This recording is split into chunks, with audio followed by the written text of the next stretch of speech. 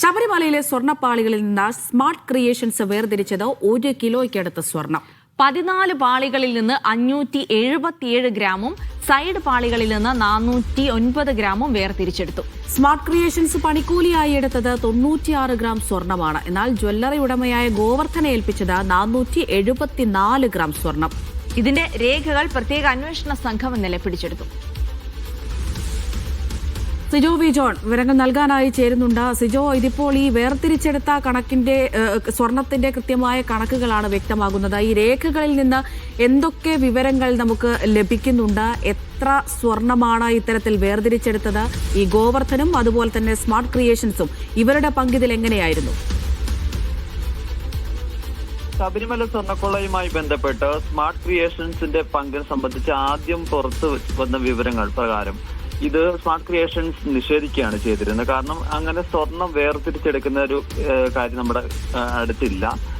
അവിടെ കൊണ്ടുവന്നത് അവിടെ ഈ സ്വർണ്ണം പൂശുകയാണ് ചെയ്തിട്ടുള്ളത് എന്നുള്ളൊരു കാര്യമാണ് പറഞ്ഞിരുന്നത്. ഇവിടെ കൊണ്ടുവന്ന് ചെമ്പാണ് അവിടെ എത്തിച്ചത്, അതിനുശേഷം ഞങ്ങൾ സ്വർണം പൂശുകയാണ് ചെയ്തതെന്നുള്ളതാണ് പറഞ്ഞിരുന്നത്. പക്ഷെ അന്ന് തന്നെ ഇതുമായി ബന്ധപ്പെട്ട് ചില രേഖകൾ അന്വേഷണ സംഘം എടുത്തിരുന്നു. അതിന് പിന്നാലെയാണ് അന്ന് സ്മാർട്ട് ക്രിയേഷൻസ് സിഇഒ പങ്കജ് ഭണ്ഡാരിയെ ചോദ്യം ചെയ്ത് അങ്ങനെ അന്ന് തന്നെ സ്മാർട്ട് ക്രിയേഷൻസ് സിഇഒയ്ക്ക് സമ്മതിക്കേണ്ടി വന്നു. ശബരിമലയിൽ നിന്ന് കൊണ്ടുപോയിരിക്കുന്ന സ്വർണമാണ് അവിടെ കൊണ്ടുപോയി അത് വേർതിരിച്ചെടുത്തതെന്ന്. അങ്ങനെ പടിപടിയായി അദ്ദേഹത്തിന്റെ കള്ളം പുറത്തു വരികയായിരുന്നു. ഇന്നലെ ഇതുമായി ബന്ധപ്പെട്ട് രേഖകൾ പിടിച്ചെടുത്തിട്ടുണ്ട്. അതിലാണ് ഇതുമായി ബന്ധപ്പെട്ട് കൃത്യമായ എത്രത്തോളം തൂക്കമാണ് അവിടെ കൊണ്ടുപോയിട്ടുള്ളത്, എത്രത്തോളമാണ് വേർതിരിച്ചെടുത്തിരിക്കുന്നത് സംബന്ധിച്ച വിവരങ്ങൾ വന്നിരിക്കുന്നത്. 1 കിലോയ്ക്ക് അടുത്ത് സ്വർണം വേർതിരിച്ചെടുത്തിട്ടുണ്ട് എന്നുള്ളതാണ് മനസ്സിലാകുന്നത്. 14 പാളികളിൽ നിന്നാണ് 577 ഗ്രാം വേർതിരിച്ചെടുത്തിരിക്കുന്നത്. സൈഡ് പാളികളിൽ നിന്ന് വേർതിരിച്ചെടുത്തത് 409 ഗ്രാം എന്നുള്ളതാണ്. ഇതിൽ ഗോവർദ്ധനെ ഏൽപ്പിച്ചിരിക്കുന്നത് 474 ഗ്രാമാണ്. അത് വിൽപ്പനയ്ക്കായി കൊടുത്തിരിക്കുന്നതാണ്. ഉണ്ണികൃഷ്ണൻ പോറ്റിയാണ് അത് കൊടുത്തിരിക്കുന്നത്. സ്മാർട്ട് ക്രിയേഷൻസ് പണിക്കൂലിയായി 96 ഗ്രാം സ്വർണം എടുത്തതായും കണ്ടെത്തിയിട്ടുണ്ട്. ഇതിന്റെ എല്ലാം രേഖകൾ SIT പിടിച്ചെടുക്കുകയും ചെയ്തിട്ടുണ്ട്. മറ്റൊരു പ്രധാനപ്പെട്ട കാര്യം, ഇത് മാത്രമല്ലാതെ മറ്റെന്തെങ്കിലും സ്വർണ്ണ ഇടപാട് ഇവരുമായി തന്നെ നടത്തിയിട്ടുണ്ടോ എന്നുള്ള ഒരു കാര്യമുണ്ട്. കാരണം പല ഘട്ടങ്ങളിലായി നേരത്തെ തന്നെ ഗോവർദ്ധൻ പറയുന്നുണ്ട് ഉണ്ണികൃഷ്ണൻ പോറ്റിക്ക് സ്വർണം നൽകിയിട്ടുണ്ടെന്നുള്ള കാര്യം പറയുന്നുണ്ട്. അപ്പൊ അതിനെക്കുറിച്ചും വിശദമായ പരിശോധന നടക്കുന്നുണ്ട്. ഈ സ്വർണം അവിടുന്ന് കൊണ്ടുപോയ കൽപേഷിനെ പ്രതിയേർക്കാനുള്ള ഒരു സാധ്യതയാണ് നിലനിൽക്കുന്നത്. അങ്ങനെ ഒരു വിവരങ്ങൾ കൂടി പുറത്തു വരുന്നുണ്ട്. നേരത്തെ നമ്മൾ കൽപേഷിനെ കണ്ടെത്തിയ സമയത്ത് കൽപേഷ് പറയുന്നുണ്ടായിരുന്നു, ഞാൻ ഈ സ്വർണം വാങ്ങി അത് തിരികെ അവരെ ഏൽപ്പിച്ചു എന്നുള്ളത് മാത്രമുള്ളൂ, അതിനപ്പുറത്തേക്ക് തനിക്ക് പങ്കില്ല എന്ന് പറയുന്നുണ്ട്.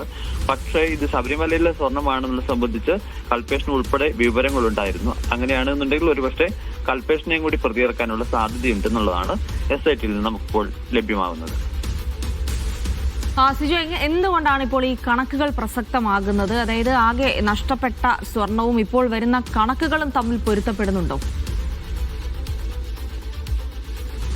ഇപ്പോൾ ഏകദേശം ഒരു ക്ലാരിറ്റി വരുന്നുണ്ടോ? നേരത്തെ ഇതുമായി ബന്ധപ്പെട്ട് ഒരു വ്യക്തതയില്ലായിരുന്നു. കാരണം ഇത്ര സ്വർണം കൊണ്ടുപോയി എന്ന് പറയുന്നുണ്ട്. പക്ഷേ ഇത്രയും സ്വർണം തങ്ങൾക്ക് കിട്ടിയിട്ടില്ല എന്നാണ് സ്മാർട്ട് ക്രിയേഷൻസ് പറഞ്ഞിരുന്നത്. അപ്പോ ഈ പുതിയ കണക്ക് പ്രകാരം ഏകദേശം ആ കൊണ്ടുപോയ സ്വർണവും അത് വേർതിരിച്ചെടുത്തിരിക്കുന്നതും അവർ പണിക്കൂലിയായി ലഭിച്ചിരിക്കുന്നതുമായി ബന്ധപ്പെട്ട വിവരങ്ങളൊക്കെ ഏകദേശം കൃത്യമായി വരികയും ചെയ്യുന്നുണ്ട്. എന്തായാലും ഈ രേഖകളുടെ കൃത്യമായ പരിശോധനകളിലൂടെയാണ് ഇതുമായി ബന്ധപ്പെട്ട ഒരു സ്ഥിരീകരണത്തിലേക്ക് SITക്ക് കടന്നു വരാൻ പറ്റിയിട്ടുള്ളത്.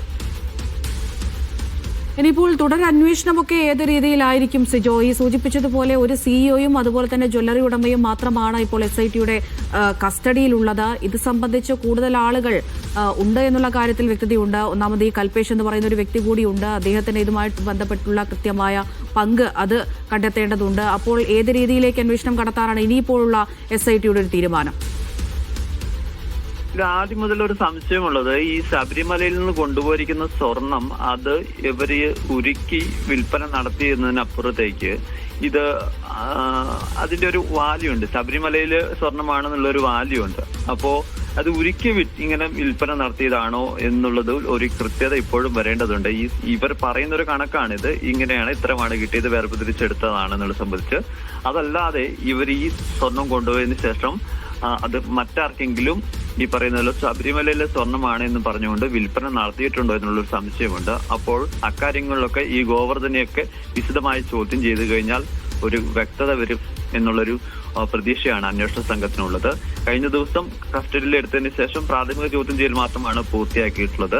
തിങ്കളാഴ്ച ഇവരെ രണ്ടുപേരെയും കസ്റ്റഡിയിൽ ആവശ്യപ്പെട്ടുകൊണ്ട് അപേക്ഷ നൽകാൻ തീരുമാനിച്ചിട്ടുണ്ട്. അങ്ങനെ വിശദമായ ചോദ്യം ചെയ്യലിലൂടെ ഇത് സംബന്ധിച്ച് കൂടുതൽ വിശദാംശങ്ങൾ ലഭ്യമാകുന്ന പ്രതീക്ഷയാണ് അന്വേഷണ സംഘത്തിനുള്ളത്.